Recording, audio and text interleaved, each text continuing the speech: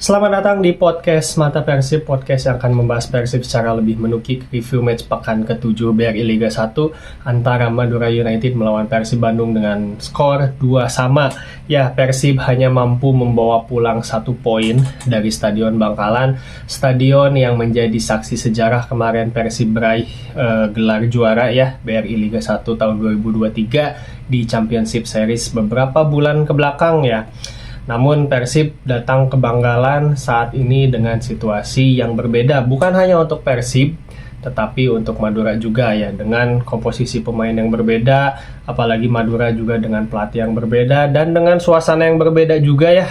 Di Madura kemarin penonton yang hadir tidak terlalu ramai dan atmosfernya berbeda dengan yang sempat kita rasakan di Bangkalan beberapa bulan lalu saat di laga final.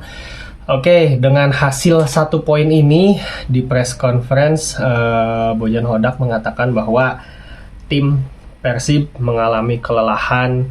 Kita bisa lihat, kata Bojan, di babak kedua tim mulai banyak lengah, tidak fokus, dan akhirnya tidak berhasil meraih 3 poin. Ya memang ini lagi-lagi disampaikan Bojan bahwa 22 hari di dalamnya ada 6 laga itu sangat berat gitu ya untuk dijalani tim, ditambah dengan transport dari titik satu ke titik lain, home away itu juga jaraknya kan berbeda ya jika dibandingkan dengan katakanlah di luar negeri gitu, yang mana jaraknya juga tidak sejauh ketika di Liga Indonesia ini. Ya itulah yang disampaikan oleh Bojan Hodak, tim kelelahan, dan saat ini setelah berlaga lawan Madura, Persib juga langsung harus terbang ke Zhejiang untuk menjalani lanjutan pekan kedua ACL2 pada hari Kamis nanti, di mana ini juga menjadi tantangan tersendiri karena ada iklim yang berbeda yang perlu dilakukan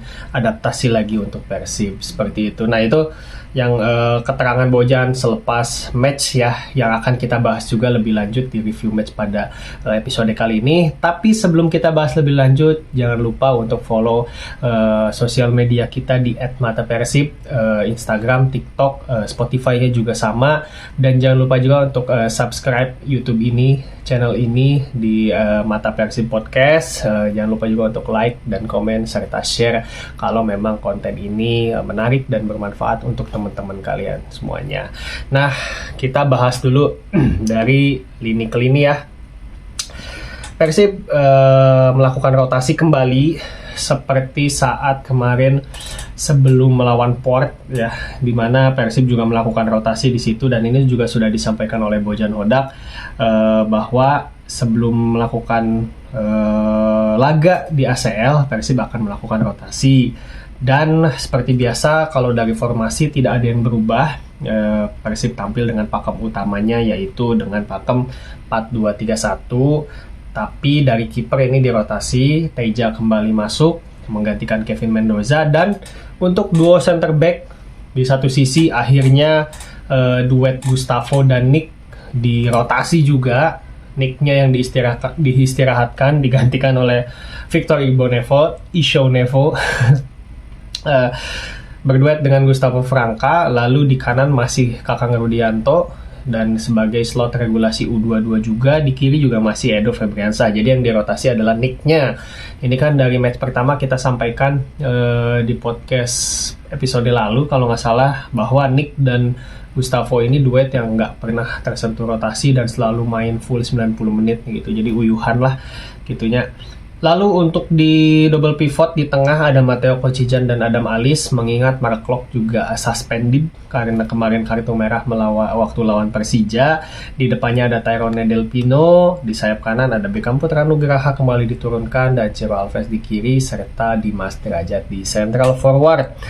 Lalu untuk Madura United ini bisa dibilang 90% itu sih ya mas, 100% skuadnya adalah skuad baru ya, jadi tidak tersisa pemain yang kemarin juara gitu ya, di laga final gitu, kayak Rivera udah nggak ada gitu, Fahrudin Arianto udah nggak ada, Kleberson udah nggak ada gitu. Jadi semuanya memang ada pemain baru di sini. Tapi si Koko Ari apakah main di final atau enggak kemarin, atau di Madura atau bukan, nanti koreksi aja ya kalau salah ya, agak kurang hafal juga soalnya kalau untuk pemain dari Madura ini gitu. Lalu di babak pertama kedua tim langsung bermain terbuka.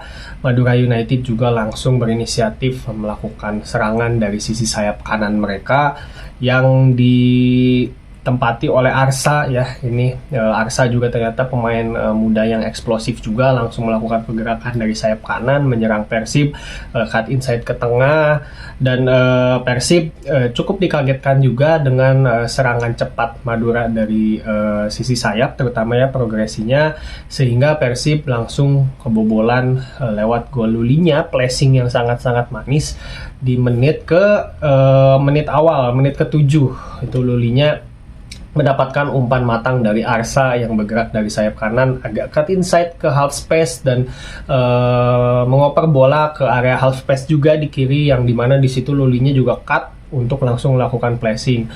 Ini memang pergerakan yang agak sulit diantisipasi karena lumayan cepat. Di situ Kakang yang memang head to head dengan Lulinya pun agak mati langkah karena mungkin gak menyangka juga Lulinya langsung melakukan keputusan placing yang first time gitu ya, dan bolanya juga meluncur dengan mulus ke gawang Teja Paku Alam. Madura berhasil unggul cepat 1-0 lewat gol yang emang cantik gitu ya dari Lulinya. Lalu setelah gol 1-0 ini Persib yang mengambil alih gitu ya untuk possession. Persib melakukan serangan dengan progresi dari bawah, pelan-pelan, tidak dengan tempo yang cepat. Yang penting memang passing-passingnya ini membuka celah pertahanan Madura dengan pasti gitu ya. Dari Teja Paku Alam ke Victor atau Franka, di situ langsung ke lini tengah, dan di sini memang lini tengah kemarin itu yang Madura ada jarak antar lini yang lumayan renggang gitu dari lini depan dan lini tengahnya Madura, sehingga Persib cukup nyaman untuk melakukan build up gitu dari Matteo Kocijan dan dari Matteo Kocijan dan Adam Alis gitu. Jadinya lini tengah tuh kemarin cukup pegang, cukup bebas Persib mengalirkan bola ke sisi sayap kanan maupun sayap kiri. Nah, yang menjadi tantangannya adalah ketika bola sudah dialirkan ke sayap, di situ Ciro Alves memang masih kesulitan di sayap kiri saat head to head dengan Koko Ari, dan Beckham pun agak sulit juga untuk masuk gitu ya, agak ke kotak penalti ataupun ke melebar ke sayap kanan untuk melakukan crossing, itu juga agak susah gitu ya di pertengahan babak pertama ini. Sampai pada akhirnya momentum Persib untuk bisa banyak menciptakan peluang itu terjadi ketika posisinya Beckham yang di sayap kanan ditukar dengan Ciro Alves. Ciro yang jadi di kanan dan Beckham yang jadi di sayap kiri. Nah, pergerakan mereka ini menjadi kayak tidak terdeteksi sama pertahanan Madura gitu ya. Yang tadinya Koko Ari mungkin sudah mulai terbiasa dan bisa menebak pergerakannya Ciro itu seperti apa, tapi ketika berhadapan dengan Etam yang lebih banyak manuvernya dan bahkan lebih banyak trackbacknya mundur ya, si Koko juga jadinya lengah gitu ya, sehingga Beckham ini bisa lebih bebas untuk mengalirkan bola atau switch play gitu. Ketika bola di kiri, dia bisa langsung switch play ke kanan, dan Beckham juga banyak turun untuk mengisi agak ke sentral gitu loh. Jadinya nggak melulu menjaga kelebaran di kiri ini yang membuat pemain-pemain Madura pun jadi kebingungan, dan secara organisasi pertahanan tuh agak disorganisasi lah gitu. Si garis 4 backnya tuh jadi nggak lurus karena Etam ini tuh jadi ada di mana-mana gitu. Etam yang harusnya ada di kiri tapi bergerak kemana-mana gitu loh. Ini umpan-umpan Beckham juga enaken gitu untuk passing kombinasi dengan Etam itu, dia support kemana-mana sehingga Persib bisa selalu menang jumlah ya di depan kotak penalti Madura untuk melakukan kombinasi passing, di mana Dimas Derajat jadi pemantulnya. Nah, ini gol pertama Persib juga momentumnya adalah ketika Beckham Putra melakukan switch play dari sisi kiri, bola langsung dipindahkan ke sisi kanan, di mana di situ ada Ciro yang udah mencari ruang, lalu Ciro maju dan mengirimkan crossing ke Tyrone Del Pino yang sudah punya positioning yang bagus di kotak penalti, tinggal menyundul bola gitu dengan mudah. Nah ini juga kredit untuk ketiga pemain ini ya. Pertama untuk Beckham atas kejeliannya untuk melakukan switch play, yang mana sebenarnya itu momennya Beckham masih bisa punya pilihan sebenarnya untuk membawa bolanya sendiri, tapi dia jeli melihat Ciro yang mencari ruang di ujung kanan sana gitu loh. Lalu untuk Tyrone Del Pino juga yang cepat untuk melakukan positioning di kotak penalti, mengecoh Madura, dan dia benar-benar tidak terkawal untuk melakukan sundulan tersebut. Dan satu sama untuk Persib Bandung ya. Lalu tidak lama setelah menyamakan kedudukan, Persib melakukan progresi dari sisi kiri. Di situ juga terjadi skema yang tadi ya, umpan-umpan pendek kombinasi antara Etam ke Dimas Derajat. Dimas Derajat memantulkan bola ke Tyrone Del Pino juga yang ada di half space kiri. Tyrone memindahkan bola ke kanan ke Ciro, dan di situ ada Adam Alis juga yang sudah bebas di sedikit keluar kotak penalti dikit. Ciro menyodorkan bola ke Adam Alis, dan Adam Alis langsung menendang keras ke gawangnya Dida, dan langsung dalam kurang waktu 2 menit Persib bisa membalikan keadaan. Nah ini juga memang Persib sepertinya mulai terbiasa untuk melakukan progresi dengan umpan-umpan pendek kombinasi seperti ini ya. Mungkin juga ini karena ya adanya Tyrone Del Pino gitu, karena si Tyrone ini ya memang gaya mainnya sedikit berbeda dengan Stefano Beltrame ya, lagi-lagi membandingkan lagi dengan Stefano. Kalau Stefano memang lebih direct, tapi kalau Tyrone Del Pino memang gayanya ya seperti ini. Dia senang untuk daya jelajahnya ini bagus, bisa ada di mana-mana, support pemain lain, menambah jumlah dan ada opsi passing ke dia. Lalu dia melakukan kombinasi-kombinasi dengan jarak-jarak pendek seperti ini yang membahayakan dari Tyrone Del Pino gitu. Ditambah di sini tentu kredit ada pada Beckham lagi, di mana dia melakukan umpan kunci gitu ya, sebagai kreator terjadinya gol kedua gitu dengan kejeliannya mencari Dimas Derajat. Dan Dimas Derajat juga di sini sama sih, semuanya harus dikasih kredit. Dimas berhasil memantulkan bola dengan memancing 2 pemain Madura. Ini tentu menjadi keunggulan tersendiri. Kenapa Adam Alis bisa kosong, Ciro Alves juga di kanan bisa kosong, karena pergerakan Dimas yang hanya memantulkan ya, cuma memantulkan seperti itu, bisa menarik 2 pemain Madura gitu loh. Ini kan tentu keuntungan untuk Persib yang membuat pemain lain jadi kosong, dan secara klinis bisa menjadi sebuah gol gitu ya. Mudah-mudahan ya skema-skema seperti ini bisa terus dipraktekkan, dan Persib jadi punya permainan yang lebih variatif, gameplaynya lebih banyak. Kalau dulu memang nggak selalu soal counter attack, transisi cepat, direct gitu ya. Ya kita tahulah dulu skema gol Persib itu seperti apa gitu. Ciro, David da Silva, Stefano gitu, atau pas di putaran pertama sama Levi Madinda. Nah tapi sekarang dengan pemain-pemain yang ada, terutama yang saya highlight adalah Dimas Derajat juga Tyrone Del Pino. Kedua pemain ini bisa memberikan variasi gitu ya dalam permainan Persib. Sirkulasi bola ini memang jadi lebih variatif ketika Dimas Derajat yang bermain dibandingkan dengan David da Silva. Jadinya ya mau DDS atau mau Dimas, playbooknya jadi banyak dan Persib bisa menyesuaikan lawan gitu loh. Kalau memang bisa dieksekusinya bagus, ini Persib akan menjadi tim yang membahayakan dan punya squad depth yang bagus gitu. Nah kita mendoakan aja ya supaya semua pemain bisa fit, semua pemain juga bisa perform ketika mereka dibutuhkan gitu loh. Jadi 2-1 untuk Persib, dan setelah unggul 2-1 Persib murni memegang kendali kontrolnya gitu, terutama di lini tengah. Sangat nyaman untuk memainkan tempo, untuk melakukan aliran bola dari kanan ke kiri, dan karena ya itu tadi yang kita sebutkan bahwa masih ada jarak antar lini yang renggang antara lini tengah Madura dan lini depannya, yang entah kenapa itu belum diperbaiki ya selama babak pertama, dan mungkin pelatih juga belum menyadari gitu, pelatih Madura belum menyadari, sehingga ya Persib itu bener-bener nyaman untuk memainkan lini tengah kemarin gitu. Ditambah di sini Matteo Kocijan juga kemarin tampil lugas, banyak memotong bola, tackle-tacklenya bersih, jadi top. Aksi defense-nya Matteo Kocijan kemarin patut diacungi jempol juga. Dan Adam Alis juga disiplin untuk menjaga zona. Ini juga kabar yang bagus, di mana siapapun duet di lini tengah saat ini semuanya lagi perform gitu ya. Deddy Kusnandar dengan Klok, Deddy dengan Matteo, Klok dengan Matteo dan juga Adam Alis di situ gitu.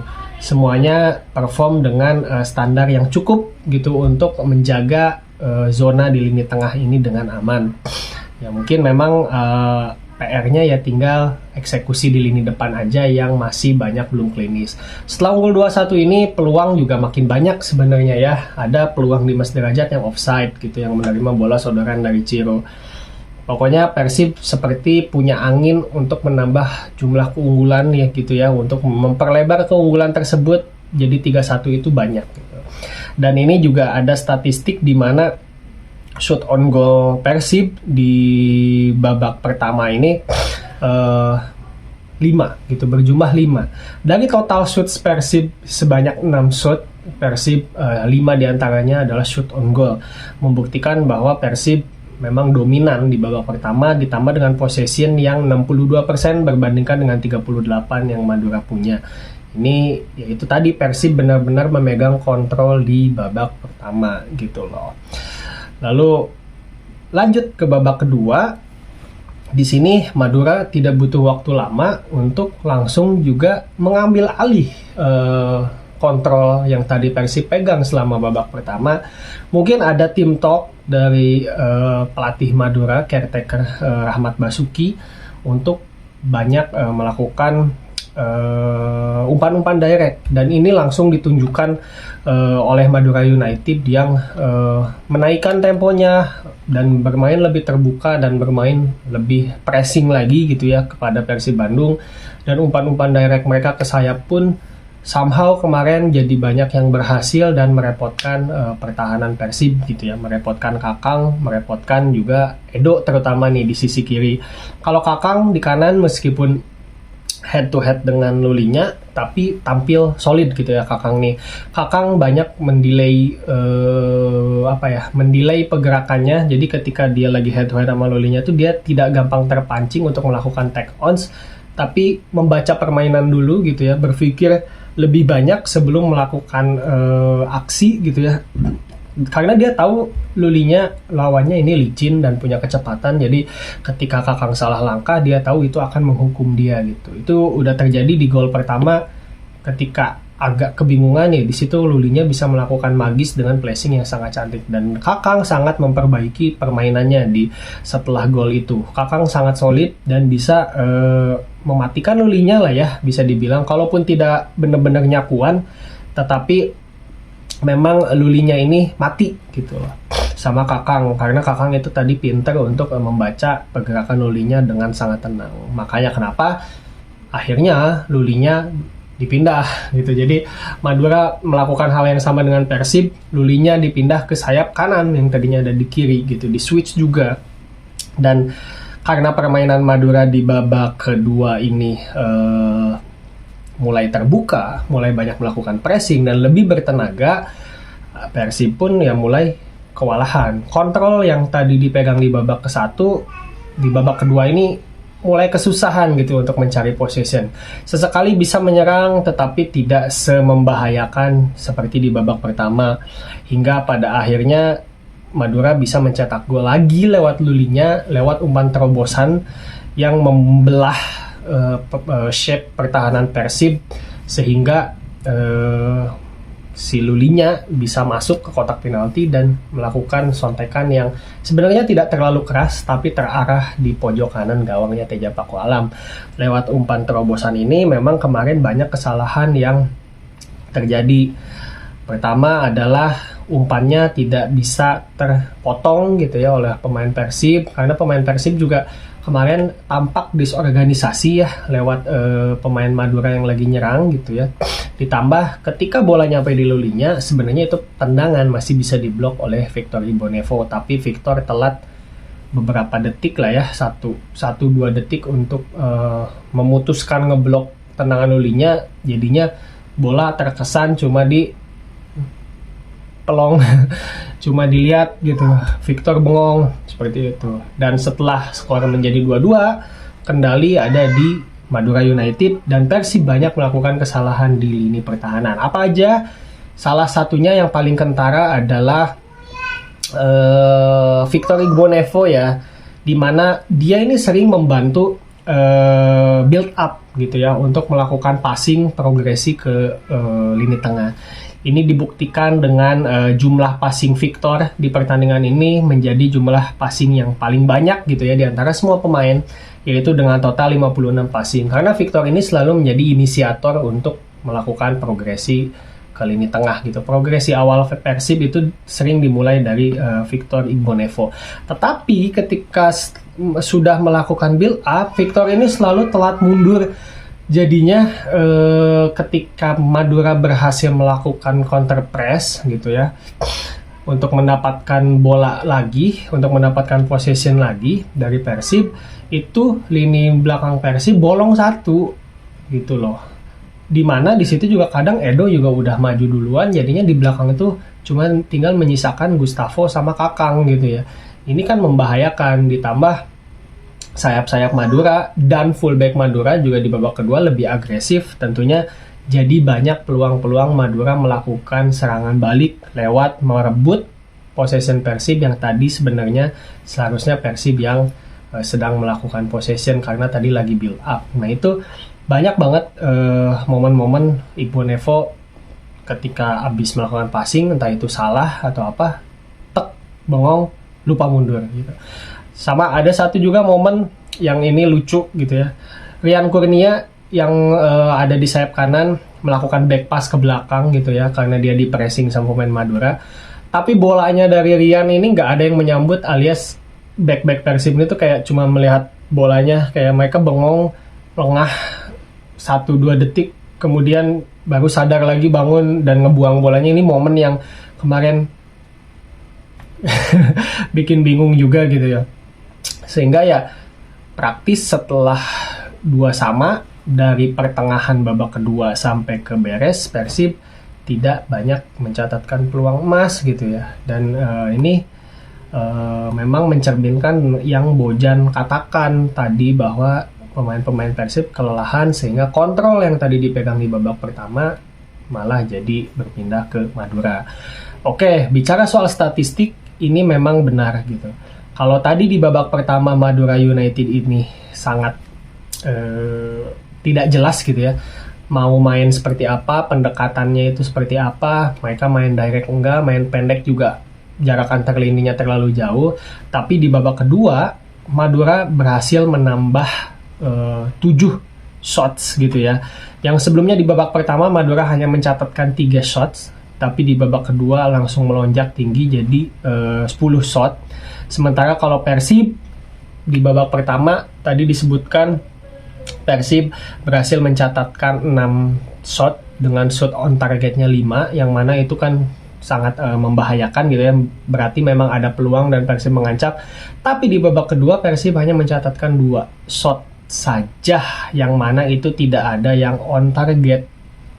Ini tentu membuktikan kalau Persib sangat kehilangan kontrol di babak kedua gitu. Dan ya ini pantas, hasil seri ini pantas gitu, karena ya Persib ternyata di babak kedua juga tidak berhasil mencatatkan peluang emas atau mengancam gitu.